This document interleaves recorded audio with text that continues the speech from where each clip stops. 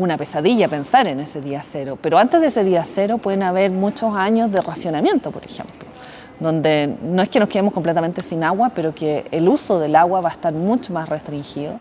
Hoy, en Nanocharlas, en este episodio, Anaí Urquiza, antropóloga social, doctora en sociología y postdoctorada en Environment and Society, nos explicará qué implica la escasez hídrica que vivimos como país y nos responderá si estamos utilizando bien el agua que tenemos. Desde 2009, Chile experimenta una intensa sequía que se ha exacerbado en los últimos años, convirtiendo la crisis hídrica en uno de los problemas más importantes del país. Por ejemplo, actualmente el 53% de las comunas a nivel nacional se encuentra bajo un decreto de escasez hídrica. Pero, ¿cuál es la diferencia entre sequía y escasez hídrica? Cuando hablamos de sequía y hablamos de escasez hídrica, estamos mirando un fenómeno desde dos perspectivas distintas. Sequía refiere a la observación sobre cómo han disminuido las precipitaciones, por ejemplo. Hay una menor disponibilidad de agua que cae en cierto territorio. En cambio, cuando estamos hablando de escasez hídrica, estamos hablando más bien del resultado. ¿Y por qué es importante la diferencia?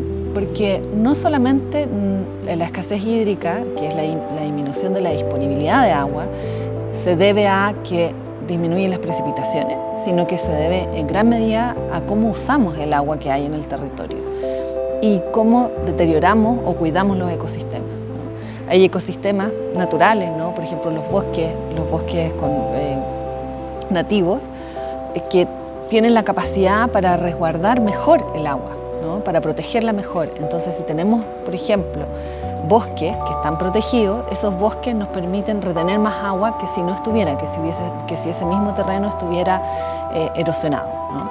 Entonces, por lo tanto, la disponibilidad de agua que tiene que ver con la escasez hídrica refiere tanto a cómo disminuye las precipitaciones con cómo el uso intensivo de los recursos y el deterioro del territorio, ¿no? Genera condiciones para que el agua no pueda estar disponible, la poca agua que cae, no pueda estar disponible para las personas.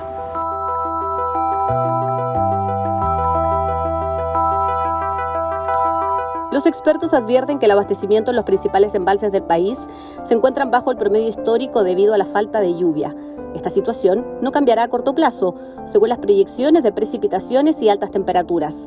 ¿Cuál es entonces la disponibilidad de agua que tiene Chile actualmente?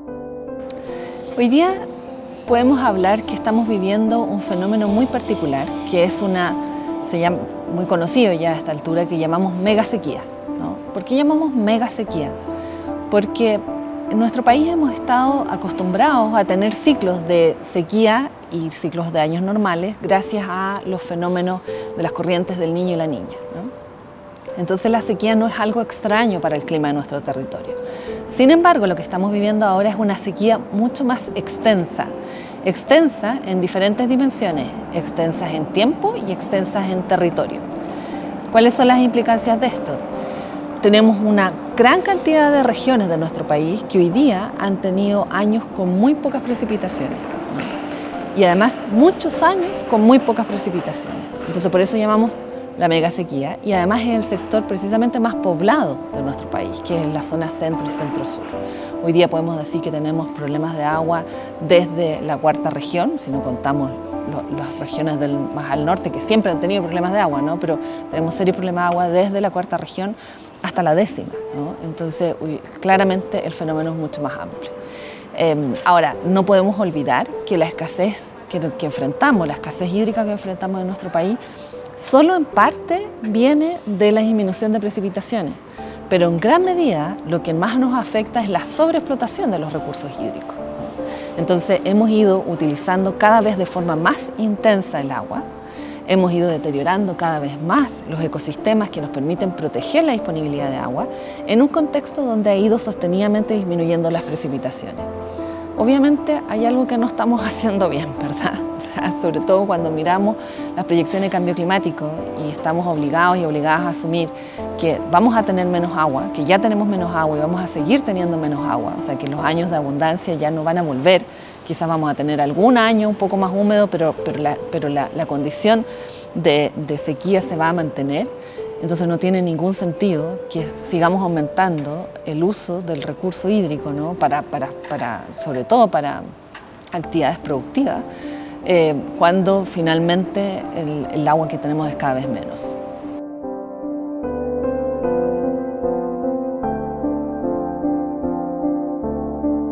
Según el estándar de la OCDE, Chile es un país rico en agua, si se considera la disponibilidad per cápita nacional.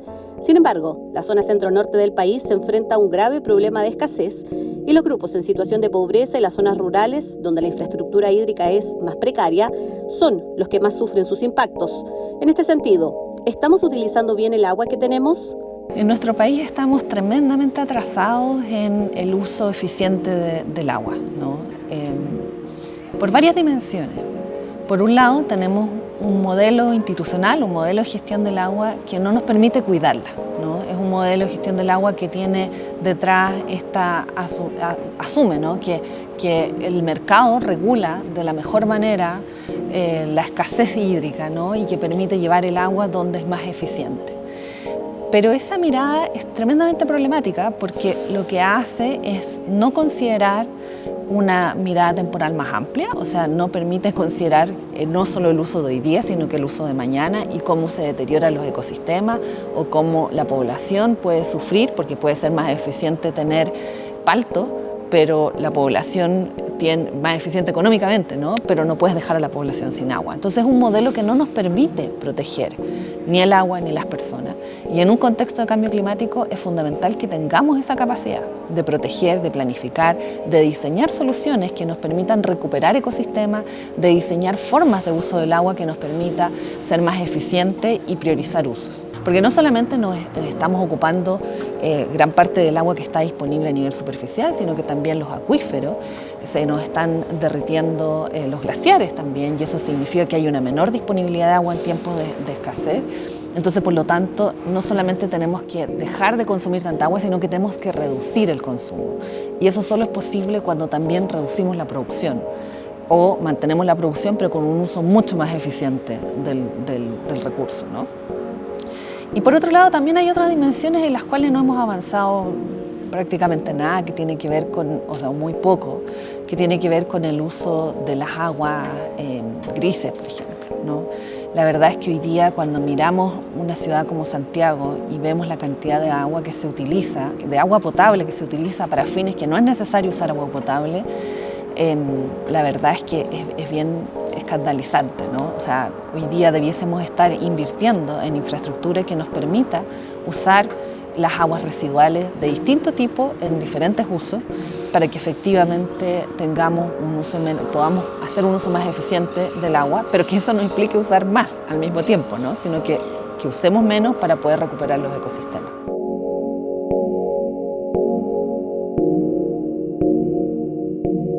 Si bien se prevé que en Santiago se logrará cubrir el gasto de agua de sus habitantes en 2022, la situación climática abre la interrogante sobre si la ciudad más poblada del país podrá mantener el acceso a agua limpia y saneamiento de forma permanente.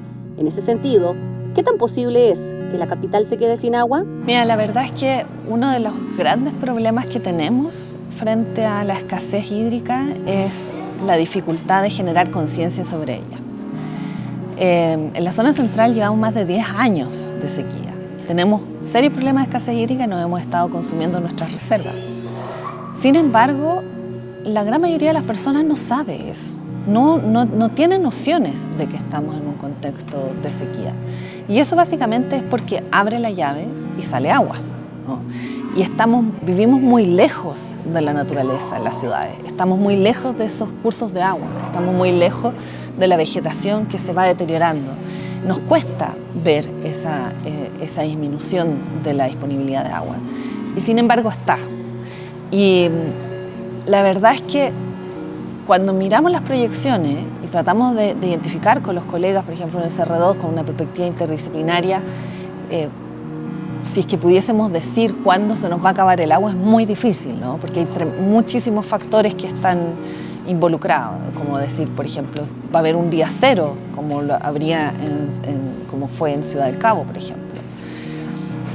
Sin embargo, estamos haciendo los esfuerzos para identificar mejor cuál es la velocidad de ese deterioro y la proximidad de los problemas de disponibilidad de agua en distintos escenarios. Pero la esperanza es que junto cuando vayamos viendo eso, vayamos tomando medidas para que ese día cero se vaya desplazando, ¿no? Y por lo mismo también es muy difícil decirlo, porque las mismas acciones que estamos haciendo, incluso de evaluar y tratar de entender cuándo sería ese día cero, solamente el hecho de investigarlo y comunicarlo ya va generando ciertos cambios que hace que ese día cero se vaya desplazando, ¿no? Entonces, es parte de la complejidad de los fenómenos socioambientales.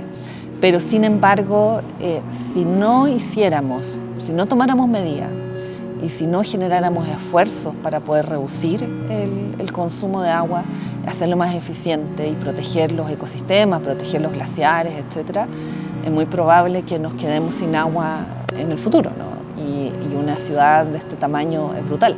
Ahora, también uno dice, el problema no es llegar a ese día cero, porque finalmente es una pesadilla pensar en ese día cero, pero antes de ese día cero pueden haber muchos años de racionamiento, por ejemplo, donde no es que nos quedemos completamente sin agua, pero que el uso del agua va a estar mucho más restringido y sin duda, sobre todo hoy día cuando estamos viviendo una pandemia, nos damos cuenta de lo fundamental que es tener el agua potable en nuestros hogares y por lo tanto no nos podemos arriesgar a llegar a esos niveles de disminución, de escasez para el consumo humano.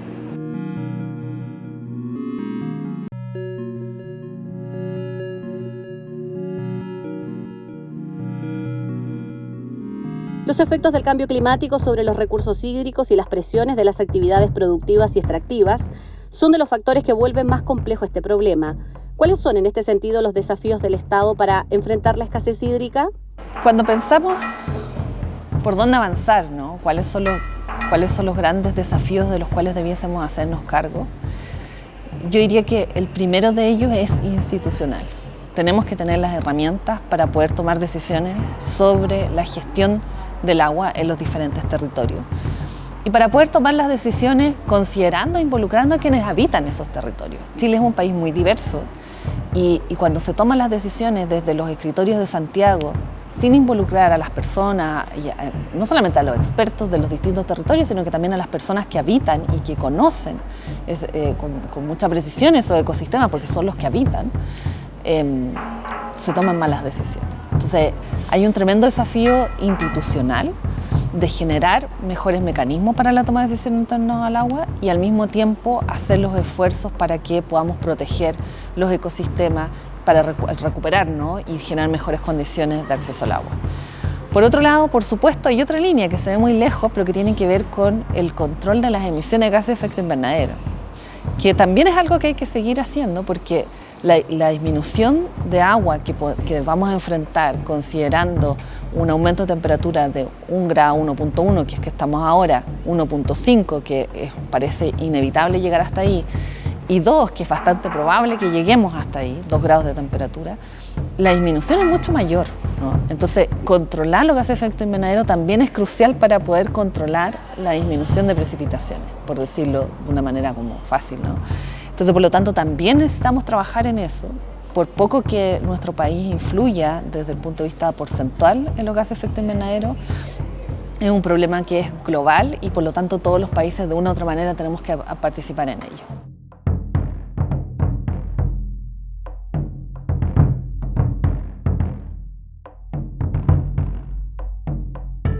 En el contexto de cambio climático, la infraestructura hídrica juega un rol fundamental en el proceso de adaptación. Sin embargo, las zonas urbanas tienen tuberías envejecidas y con fugas. De hecho, las ciudades chilenas muestran pérdidas de agua mayores que otras ciudades similares en el mundo.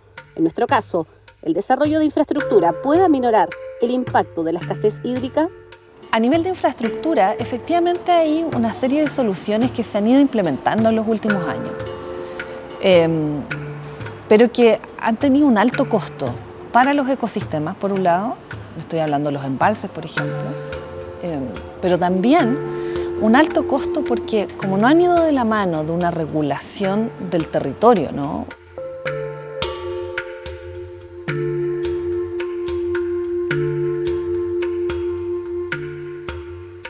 Tenemos, por ejemplo, en la cuarta región, se generó un fabuloso sistema de conexión entre embalses y canales donde el agua puede transitar en distintos espacios y se puede trasladar hacia los usos más eficientes desde el punto de vista productivo.